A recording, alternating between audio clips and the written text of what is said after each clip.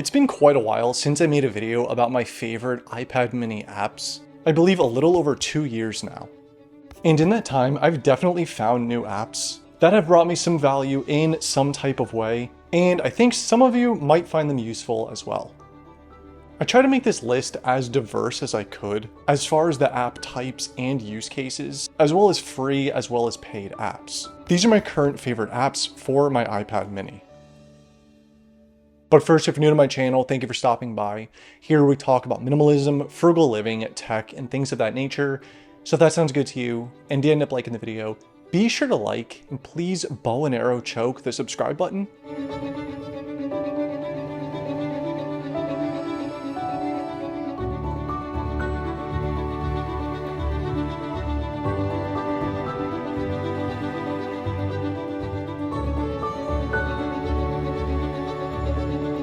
Let's get started. One quick thing before I do get started, all of my phone and iPad wallpapers are still free to download.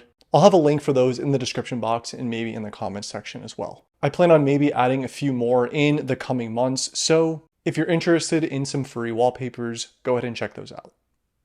Solves. And I really just have to get this one out of the way. Solves is a no-fuss, clean, and free calculator app that works great on iPad mini.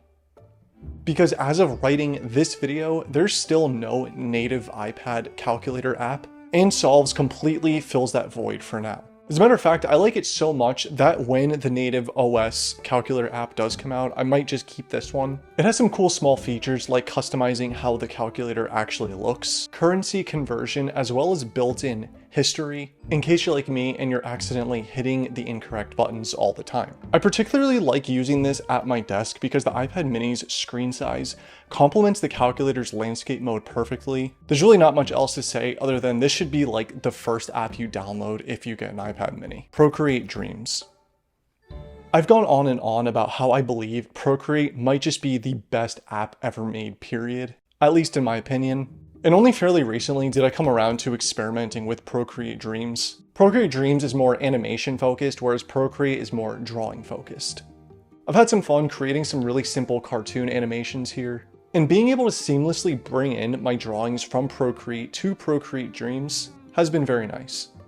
I'm definitely no animator or even really good at drawing, but I do think there are better animation apps out there for a little bit cheaper. But since I'm so familiar with Procreate, it makes this a little bit easier to use, hence why it's on this list.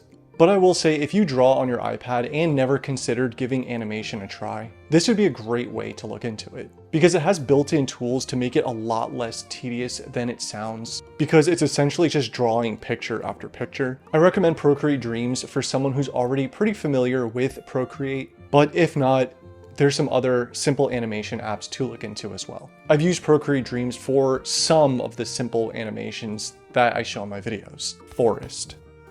Forest is a $4 app that taught me how to focus when it's time to focus. And it's such a simple concept, but so effective. Basically, you start by planting a tree, setting a timer for however long you want your work or study session to be, and in that time, your tree grows. And if you leave the app, your tree dies.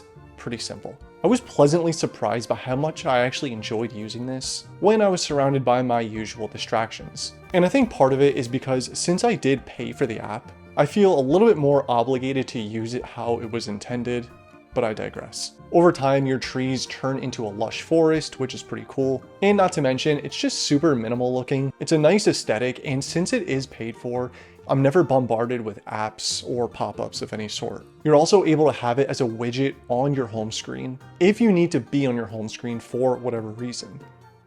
Forest perfectly blends the Pomodoro technique with a nice aesthetic, and I can't recommend it enough. Doodle Draw. Now, starting with probably the best part about this app is that it's completely free, and even still, it doesn't have any pop-ups or side advertisements or anything annoying like that. Doodle Draw is basically a drawing prompt to do once a day for practice and get that creative ice broken. Something I noticed when I first started to draw was, first of all, I sucked, and secondly, I never really knew what to draw.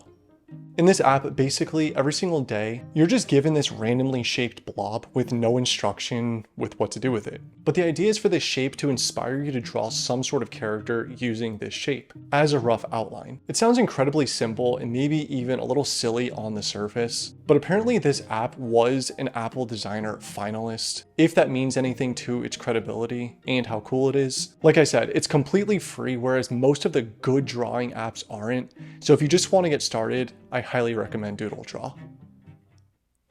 Kindle app. And as of right now, the Kindle app is definitely my favorite way to e-read, because between Apple Books and the Kindle app, I've just found a little bit more familiarity with the Kindle app. And I found it to be a little bit more user-friendly in my opinion. The Kindle app's a nice way to have a collection of books without having the physical clutter of them. And something that's definitely worth mentioning is that there are sales fairly regularly on the Amazon bookstore. There have been plenty of times where I couldn't find what I wanted to read at the library, or I just didn't feel like getting up off my fat ass to go find the book, so I would just download it straight to my iPad from the Kindle bookstore in a few minutes for just a few dollars. And it was just super convenient. Admittedly, I still think I do prefer to read paper books over electronic books. However, a couple months ago, I got a paper-like screen protector for the iPad, mostly for drawing purposes, but it has given the iPad more of a matte finish, and it's a little bit easier on the eyes when looking at it for extended periods of time, like reading. I have no affiliation with Paperlike as of making this video, but this thing is really cool. Faster than light. And I wanted to have at least one game on this list, so I landed on FTL, or Faster Than Light. A friend of mine was the person to show me this game, and ever since then, it's proven to be one of the coziest games to install on an iPad mini, although very difficult. I think it's rather safe to assume most people who exclusively game on iPads are pretty casual gamers. But for those of you who are tired of repetitive mobile games, FTL offers a high replay value, and it's just something really fun to play when you need to kill time at work or on the toilet. I'm not going to go too much into the details of the game itself because this isn't a review, but it has a pixel art style, takes place in space, and a super cozy soundtrack to get completely immersed in. It does cost $10, which in my opinion is rather high for an app, but the reviews speak for themselves, and if you're looking for something fun to play, I highly recommend it. Anyways, these were just a few of my favorite iPad mini apps as of right now. I have at least another dozen more I could have included in this video, but I'll save those for another. Hopefully you found some value in this video and you will check out some of these apps for yourself. Anyways, as always, I appreciate the time you spend here and I appreciate you watching. If you did like this video and you like this type of content, be sure to like and consider subscribing to my channel, and I'll see you next time.